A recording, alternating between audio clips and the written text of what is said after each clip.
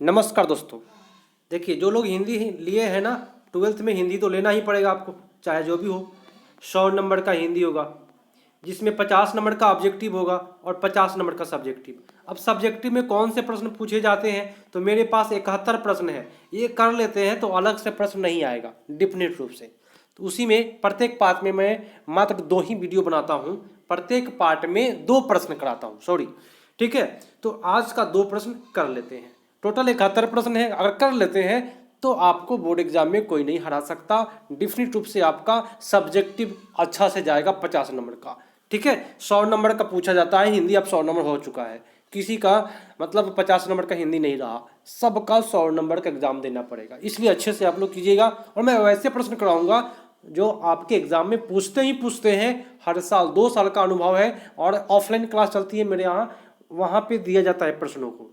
ठीक है, 2 साल से इसी से आ रहे हैं, 71 प्रश्न से ही आते हैं, अलग से नहीं आते हैं। इसलिए आपको डरना नहीं है, अच्छे से कर लेना है, प्रश्नों को नोट्स तैयार कर लेना है और अपने एग्जाम में हीरो बन जाना है। चलिए भैया, आपका प्रश्न क्या है कि जयप्रकाश नारायण कम्युनिस्ट पार्टी में क्यों नहीं शामिल हुए।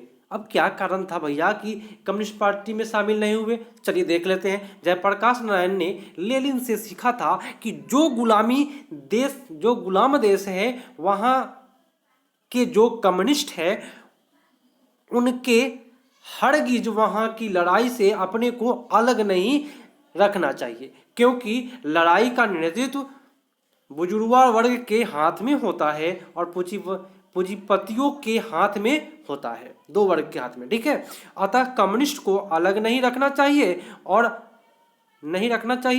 अपने को आइसोलेट होना चाहिए, आइसोलेट नहीं रखना चाहिए। ठीक है, अगला है कि जयप्रकाश नारायण देश की आज़ादी के खातिर कांग्रेस में शामिल हुए, क्योंकि वे कांग्रेस देश का नेतृत्व कर रही थी। ठीक है, क्योंकि कांग्रेस देश का नेतृत्व कर रही थी। यहाँ तक आप कर लेते हैं तो डिफिनिट रूप से आपका ये जवाब हो जाता है। हाथ से लिखा हुआ जवाब है और काफ़ी बेटर है। ठीक है, अच्छे से कर लीजिएगा। चलिए, अगला प्रश्न है, आपको मैं करा देता हूँ प्रश्नों को ताकि आपके एग्जाम में दिक्कत नहीं हो। अगला प्रश्न, दूसरा प्रश्न, भ्रष्टाचार की जड़ क्या है। क्या आप जेपी से सहमत हैं? इससे दूर करने के लिए क्या सुझाव देंगे। चलिए, जवाब हम सुझाव में देते हैं। लिखा हुआ क्या है जवाब में कि हमारी नज़र में भ्रष्टाचार की जड़ संस्कार की गलत नीतियां हैं। संस्कार नहीं था, संसार की, यहाँ पे जो अनुस्वार है ना, इसके कारण थोड़ा सा हुआ। संसार की गलत नीतियां हैं और इन गलत नीतियों के कारण भूख, महंगाई, भ्रष्टाचार और कोई काम जनता का नहीं है। चलिए आगे, इसमें और है, थोड़ा सा लिख लीजिएगा आप लोग कि बगैर रिश्वत दिए सरकारी दफ्तरों में, बैंकों में, हर जगह टिकट लेना है।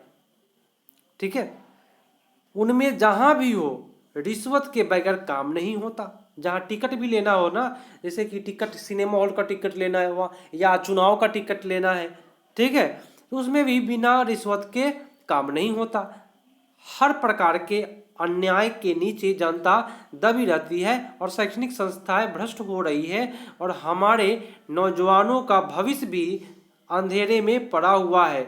जीवन उनका नष्ट हो रहा है और इस प्रकार चारों ओर भ्रष्टाचार व्याप्त है और इसे दूर करने के लिए समाजवादी तरीके से सरकार ऐसी नीतियां बनाए जो लोक कल्याणकारी हो। तो इतना आप लोग लिख लेते हैं तो आपका 2 प्रश्न आज का हो गया। 2 प्रश्न फिर अगले पार्ट में कराऊंगा। तब तक के लिए धन्यवाद। वीडियो को शेयर कर दीजिएगा अपने दोस्तों के पास और स्क्रीनशॉट लेकर के अच्छे से नोट्स तैयार कर लीजिएगा और विश्वास रखिए पूरे अच्छे से। मिलते हैं अगले पार्ट में, लाइक करके जाइएगा। तब तक के लिए धन्यवाद। जय हिंद।